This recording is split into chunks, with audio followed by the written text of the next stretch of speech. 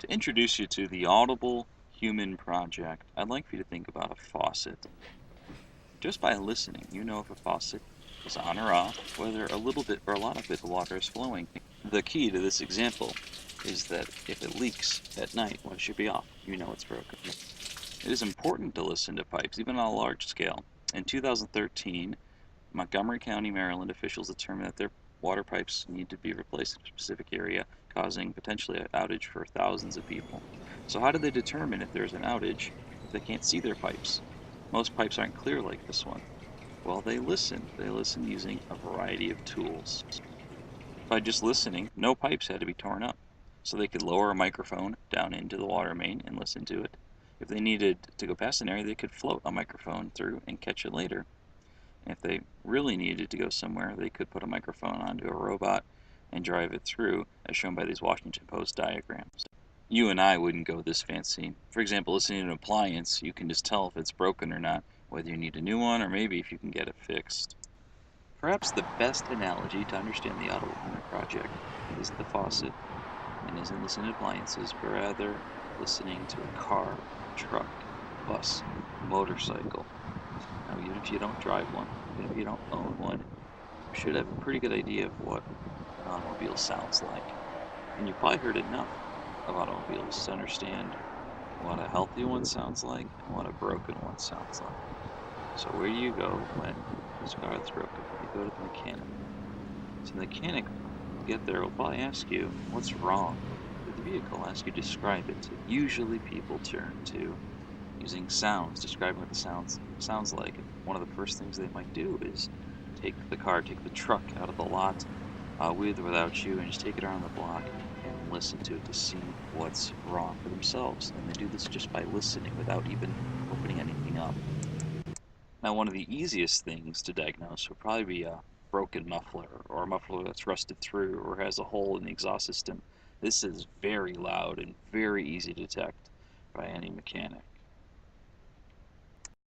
This is like the doctor listening to you when you go in for a checkup, though they use a stethoscope to listen a little more carefully. In either case, the doctor, the mechanic, knows what a healthy and an unhealthy patient sounds like and can use this to diagnose and resolve the issue. So what if there was a database of what healthy humans sounded like, so that way the doctors could use these sounds to make better judgments? And what if we had better equipment that could listen even more carefully than the expert doctor? Well, here at the University of Illinois Chicago, that's what we're doing. Celebrating 30 years in 2013, UIC is a premier research institution. Located just west of the city, this sort of research involves both engineering and medicine.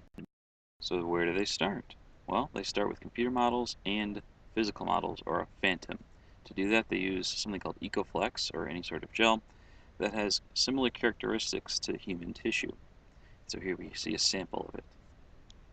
This can be used to make a phantom, a model just like the one on the computer. In this case, that is airways, just like one lung. Using these airways, which are illuminated by this light source, the phantom allows us to insert microphones and sounds and study how the sound moves through this phantom lung. We take those results, compare them to the computer analysis, and then move on to the real thing, like pig lungs, where you can remove the tissue and just leave the trachea and airways, and you can insert microphones and insert sound and validate how we think sound moves through this tissue. Every layer of tissue will affect the sound, so the next step is to try a full pair of pig lungs and see how sound moves through the trachea to the exterior of the lungs, because that tissue will affect the sound transmission. Besides just listening with our ears, we can visualize these waves, and we use that by using a scanning, laser, Doppler vibrometer. This actually is used more mechanical or civil engineering than in biomedical engineering.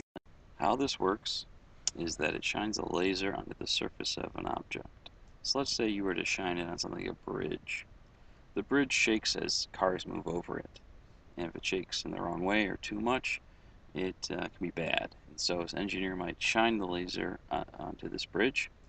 The light reflects back, and this device, SLDV, picks it up, and the shaking changes the color of the light just a little bit via the Doppler effect.